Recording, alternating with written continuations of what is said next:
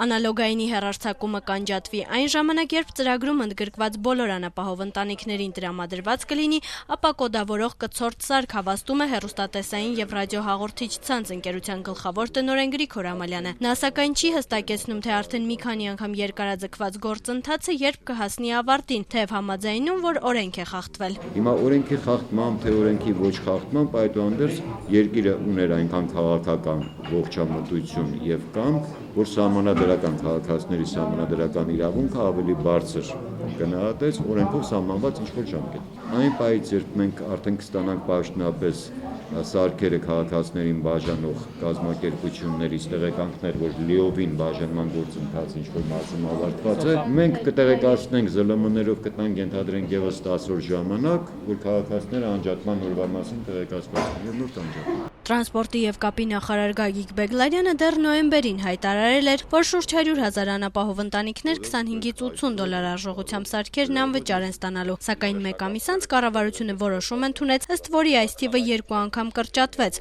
Երբ մենք իմացանք, որ 48,000 ապակոդավորող սարքեր են ներկրելու, մենք հարցրեցինք, ինչ հետագա պլանները ինչպիսին պետք է լինեն։ Եվ դեռ անցած տարվա աշնանը մեզ ասում էին, որ դա ընդամենը առաջին խմբաքանակն է։ Այսինքն ենթադրվում էր, որ կլինի երկրորդ եւ երրորդ խմբաքանակ եւ դրանով ամբողջ պահանջարկը ուրեմն կբավարարվի։ Բայց կամաց մենք նկատում ենք, որ լղոզված պատասխաններ են լինում, կամաց մենք նկատում ենք, որ իշխանությունները կարծես ուզում են հենց այդ 48,000-ով էլ սահմանափակվել։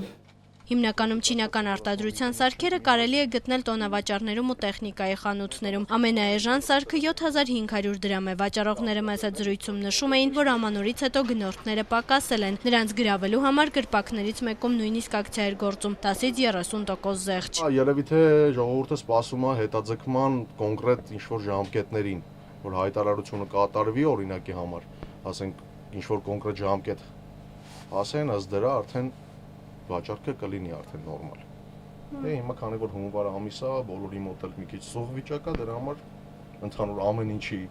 վաճառքն է մի քիչ ոնց որ դանդաղացված։ Անապահովության նպաստ ստացողներից բոլորը չէ, որ համապատասխանում են այն չափանիշներին, որոնց հիման վրա սարքն անվճար է տրամադրվում։ Հարակացարանի մի սենյակում վարձով բնակվող Թովմասյանները կցորդ սարքը ստիպված են եղել գնել սեփական միջոցներով։ Չէինք ուզում ճիշտ ասած գնենք, հետո մի կերպ գումար հետ գցելով գնել ենք էլի։ Նույն հարակացարանում բնակվող Մխիթարյանների բազմանդամ ընտանիքում եւս գումար են տնտեսում։ Եթե հնարավորություն չունես, ասենք, շատ վայրեր տանելու, այսօր այս երեխաները նույնիսկ հասարակ խաղահրապարակից զրկված են, այսինքն միակ նրանց հետաքրքրության միջոցը մնում է հեռուստացույցը, եթե այդ հաղորդումներից է զրկվեն, այսինքն ինչ անորոշ մութ իրականություն կունենան։